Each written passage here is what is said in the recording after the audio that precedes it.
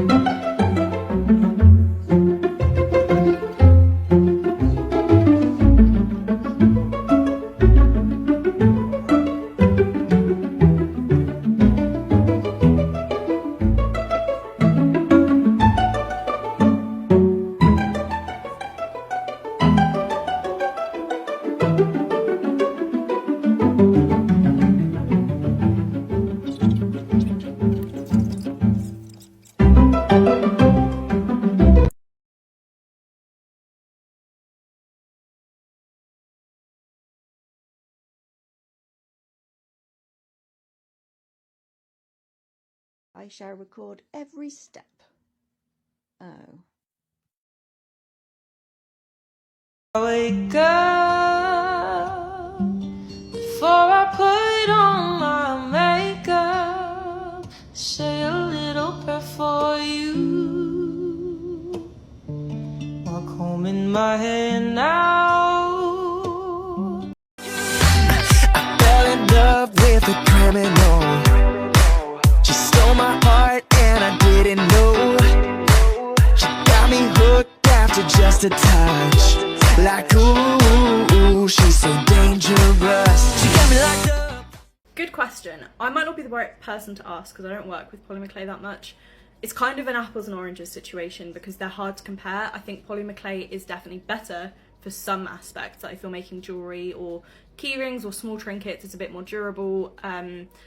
If you want to make homeware though, which I do, so trinket trays, vases, pots, air dry clay is just a lot better. The number one benefit I would say is the price. So this much polymer clay costs me about the same price as this much air dry clay. it's hard to compare because you're probably going to be making smaller things, so you might get more out of that. But if you just generally want to try out different projects and play around with clay, you're going to get more bang for your buck with this. It's also, in my opinion, a lot easier to work with air dry clay. Polymer clay is very tricky. You have to condition it while you're using it. You can't let it get too sticky. It does stick to surfaces in a way that I find air dry clay doesn't. And because with polymer clay you're more likely to mix smaller pieces, you do have to roll it out quite thin, I believe, because it will have to cure all the way through when you heat it up. Air dry clay, you don't really have that problem. You can kind of make whatever shapes and everything you need.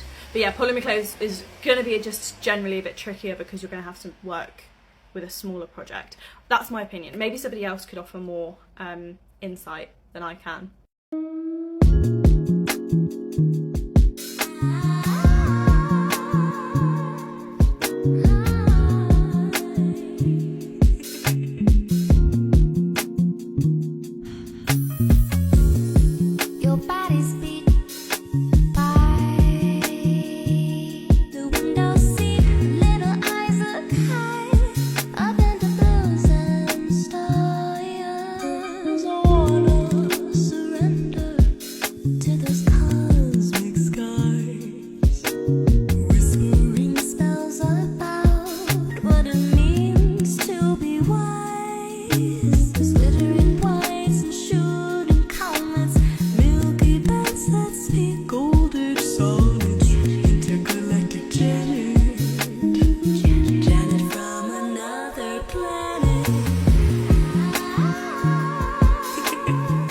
Ranking every single air dry clay that I have tried over the last 4 months of testing out different craft clay. All right, coming in at last place, we have the notorious Crayola air dry clay.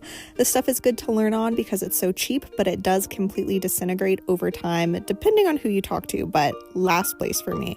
Coming in second to last, we have the Jovi air dry clay. This stuff also crumbles really easily, so while the texture is fine, that's just a no-go for me, and I'm putting it 4 out of 5. All right, coming in at number 3, this is personal preference because I actually do really like the texture of this clay, but you have to knead it for a long time, and if I'm gonna need something for that long, it's gonna be polymer clay. So 3 out of 5 on that. And surprisingly, coming in at number 2 is the DOS clay. This has a slimy texture that I don't love, but I just don't use water and it's not terrible. And finally, y'all know I love the Creative paper clay. This is my favorite product. It has a fantastic texture. It's really strong. It dries pretty quickly. It's super easy to blend. It's very beginner friendly and it's not too expensive. So thanks for following along. Okay, bye.